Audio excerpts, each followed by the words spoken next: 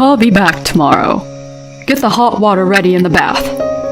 This is what my husband, who disappeared 3 years ago, told me when he called me for the first time in a long time. Without warning, he left me the divorce papers and disappeared with his mistress. How much do you think I was hurt that day 3 years ago? I can't believe the nerve of my husband to contact me with impunity. But I am different from that time. I get it. Stifling my anger, I calmly replied and hung up the phone. I can't wait to see what my husband will look like when he gets home. I hope he'll feel the same way I did then. Suck it up. I am Mary, 30 years old, and I have an office job. I met my husband Dean through a social networking site. It all started when I found out on there that Dean was hosting a meetup for fans of my favorite band, and I contacted him.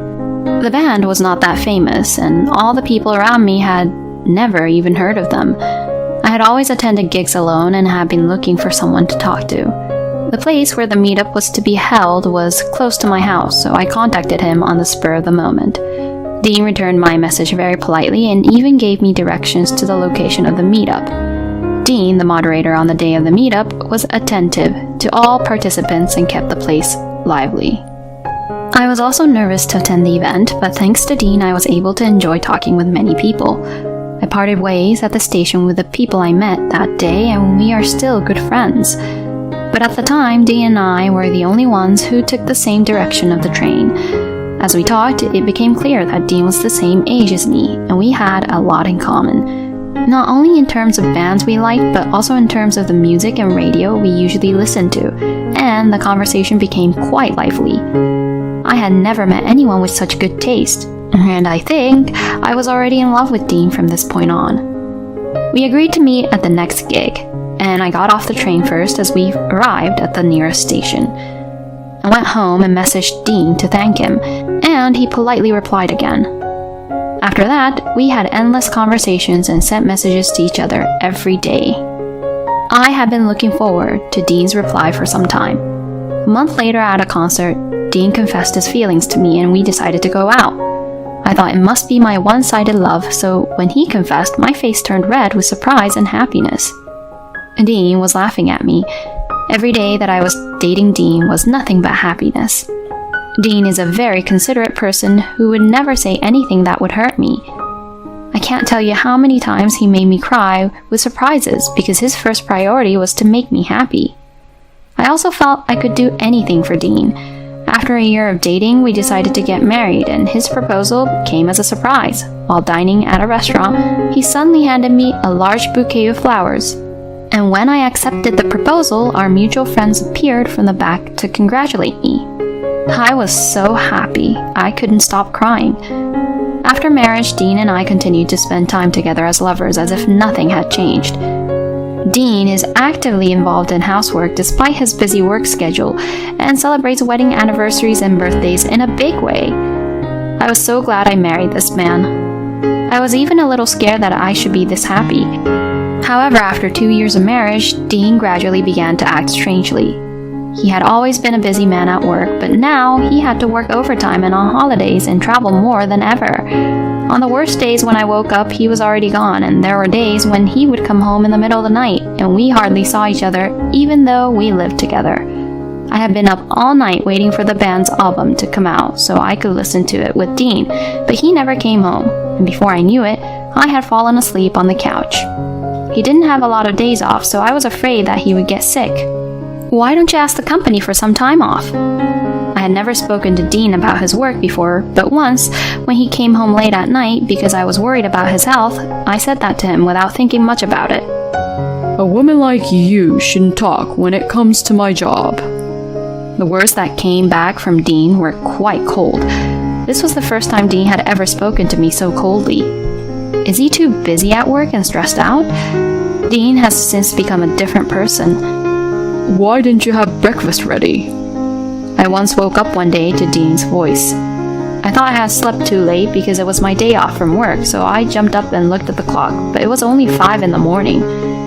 You know, I've been meaning to tell you this for a long time, but seriously, you are a zero when it comes to being a wife. When I went to the living room, Dean spat that at me and went to work. How unreasonable of him to be angry at me for not having breakfast ready at 5 in the morning. More importantly, I had never dreamed that Dean had thought of such a thing. I also work, and certainly the housework will not be perfect. I was so shocked that I spaced out for a while. Maybe I shouldn't be so busy at work. I knew I would have to work harder than ever at housework and wait for Dean to settle down at work until he was as good as he was when we first got married. I am sure that one day he will return to his former gentle self. I believe that and did everything I could to make the house a peaceful home for Dean when he returned.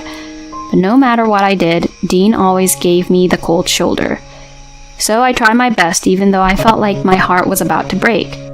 One day, while checking Dean's pockets to take his suits to the cleaners, I found a pair of women's earrings. Obviously, it is not mine. The moment I saw the earrings, I was convinced that all of Dean's previous actions had been a lie. He's not busy at work, he's meeting with his affair partner. That's why he's not at home at all. I felt ridiculous and very miserable at the same time for having cared about Dean so much. I stayed up that day waiting for Dean to come home. When Dean came home in the morning, I confronted him with the earrings. Whose earrings are these? It was in your suit pocket. It is not good to get angry from the beginning and start fighting, so I asked in a calm tone of voice, wanting to discuss the matter properly. Maybe I was thinking too well that Dean would panic and apologize. Oh, it's my girlfriend's earrings. Thank you. I'll give it back tomorrow. Dean was unfazed and tried to take the earrings. I was surprised at Dean's attitude. There was no sign of panic, and Dean spoke as if it was normal that he was having an affair. Huh? You're not going to apologize or anything? Or don't you realize you're doing something wrong? We're married, aren't we? I unintentionally accused Dean in a strong tone. Shut up.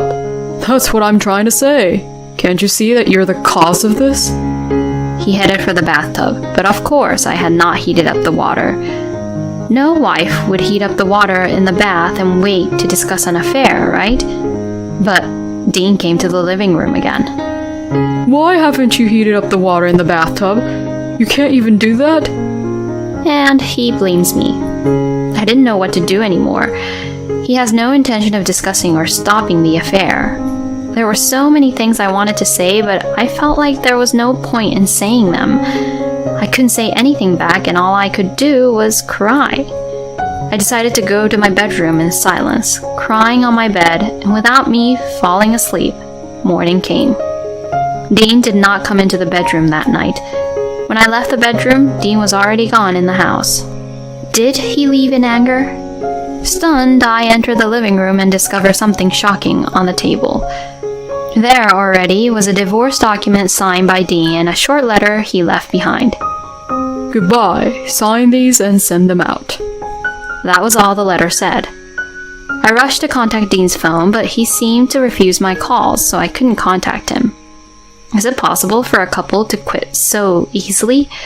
Was it wrong that I blamed him? That day I took off work and called my in-laws. However, my in-laws have been calling Dean too, and he is not answering the phone. None of our mutual friends have been able to contact him. I also called Dean's company, and to my surprise, he resigned 2 weeks ago. On second thought, it is also strange to have divorce papers ready in the middle of the night. Perhaps this was planned. As for life after that, I honestly don't remember much.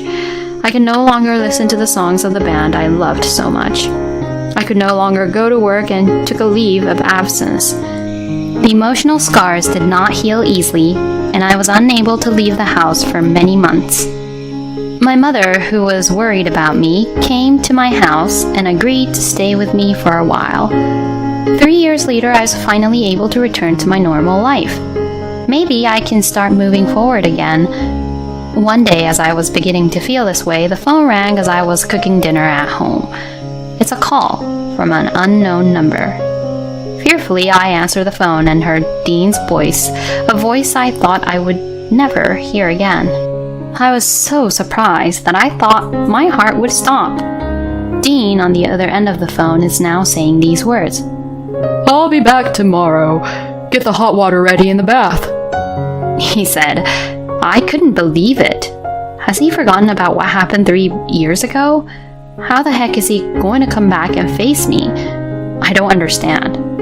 I had a lot to say, but I said, I get it, and hung up the phone. Then the next day, I received another call from Dean. Hey, what happened to our house? It's our house, right? Explain to me what this is all about. Dean ranted furiously. Yes, the place where the house we lived used to be is now a construction site. Our house? What are you talking about? That's my house. Oh, I forgot to boil the water in the bath. When I say this, Dean takes his anger out on me even more. Your husband came home, but what's with that attitude? Where the hell are you? I'm right behind you. Also, you're not my husband, you're my ex-husband. Dean turned around and there stood me, my in-laws, and my lawyer. Dean panics as he sees us and loses his grip on the phone. Why the hell are Mom and Dad here? As Dean tried to run away while saying this, my in-laws and lawyer surrounded Dean. Mr. Anders, we need to talk to you, so let's have this discussion at the office. The lawyer said. My in-laws gripped Dean's arm gingerly and started walking. Dean was flailing around, resisting the whole time. Hey, Mary, what does this mean? He shouted at me, but I ignored him. Dad, Mom, you're not on my side? But my in-laws only looked at Dean with cold eyes. I'm sure they have a lot to say, but they must be holding back until they get to the office. We walked about 5 minutes to the lawyer's office and sat Dean down. Here are the documents regarding alimony. The lawyer spoke matter-of-factly about the fees. I ain't got the money to pay for this crap. Dean quickly tore up the papers, but soon the lawyer brought out some extra copies on his desk. I guess he had prepared several copies in anticipation of this happening. You should pay alimony to Mary for cheating on her and causing her emotional distress. Mary's heartbreak cannot be mended with money, but it's the least you can do. The lawyer said, glaring at Dean. Don't be silly. We'll just go back to our lives again. What happened to the house in the first place? Dean ignores the lawyer's words and turns to me and my in-laws to ask. The house is mine. Did you forget all that after 3 years? I don't want the house I spent time in with you anymore, so I've decided to tear it down and turn it into a parking lot. The house where I spent time with Dean originally belonged to my parents, who had acquired the entire lot. My parents gave it to my husband and I, but it was in my name. Dean was kind to me at that time. You got it from your parents, so it should be in your name. But I guess he doesn't remember that anymore. I don't remember that. If you're going to turn it into a parking lot, you're going to split some of that revenue with me, right? Dean makes demands that make no sense. Hey, Dean, how long are you going to be so boring? What you did is unforgivable. You're 30 years old, and you aren't even aware of that. You're really a good-for-nothing kind of guy. You don't consider me your son anymore? All you can do is pay the alimony, right? Get on with it and sign the papers. We're cutting you off from us as of today. My father-in-law passed down judgment on Dean. Next to me, my mother-in-law is sobbing heavily. Your father is right. The only way left for you is to pay your alimony and be gone from our sight. As I said that, he replied, I'm sure you were a little glad for me to be back, even though you were lonely and alone. Mary, you don't have to be so tough. Dean said with sarcasm, but I laughed. Huh? No one here is lonely or happy at all. I never wanted to see your face again for the rest of my life. I'd be glad if I could get you to pay me alimony, though, I said. And now, Dean was crying. Don't say that. Mary, I'm sorry. Let's start over again, he said. I was dismayed to see Dean. Don't be silly. There's no way I'm going to start over. Back then, you served me those divorce papers right then and there. And besides, I'm already remarried. As I say that, I'm her husband, Jude. my lawyer introduced himself. When Dean disappeared, I was too depressed to do anything. It was the friends I met at the meetup where I met Dean who helped me at that time. They came to my house every day and listened to me. One of them introduced me to Jude, my lawyer, and now husband. With Jude, we discussed with our friends whether we should try to locate Dean. Jude advised me that if I wanted a divorce or wanted to file for alimony, then we should look for Dean. I didn't want to start over again. I didn't want to see his face. We agreed that if he showed up someday, we would charge him a huge fee. It was also Jude who advised me to turn the house I lived in with Dean into a parking lot. Jude advised me as a lawyer, but also provided emotional support. After several meals with friends, he and I became friends and decided to go out with each other. And we just got married a few months ago. Huh? Remarried? So what am I supposed to do? Dean started ranting like a child. I don't know. You brought this upon yourself. Why don't you just sign the papers and go to your beloved mistress?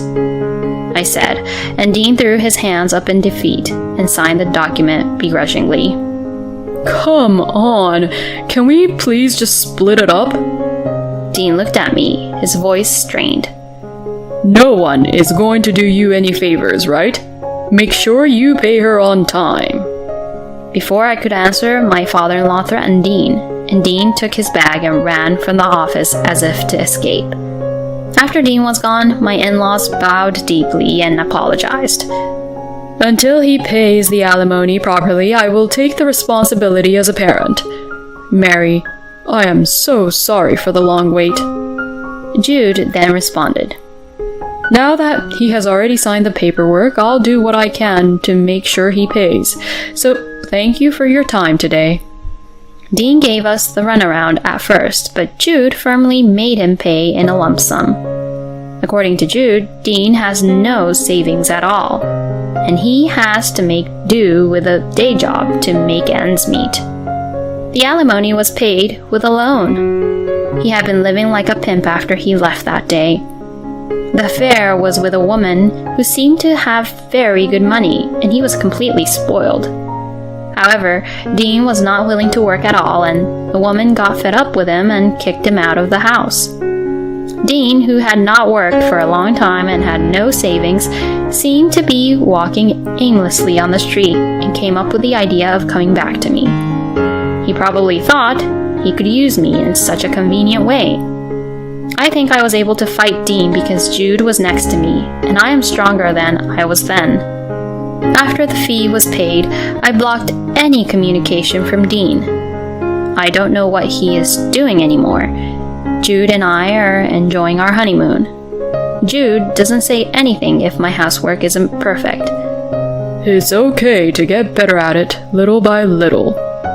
I'm not very good at housework either, so if anything, you've been doing all the work for me, and I have no excuse, he'd say.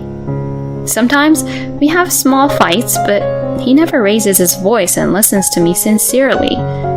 Since marrying Jude, I can finally listen to my favorite band again. It seems that Jude had never heard of it, but when he heard the song, he liked it. I will be going to a concert next month with my friends and Jude. I am now spending my days looking forward to that day.